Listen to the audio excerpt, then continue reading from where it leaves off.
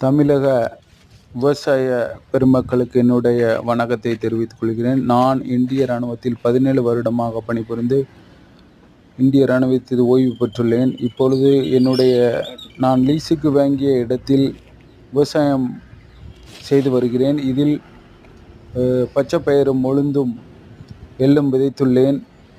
இதை எவ்வாறு உழ வேண்டும் என்று முதியவர்களிடம் பெரியவர்களிடம் கேட்டு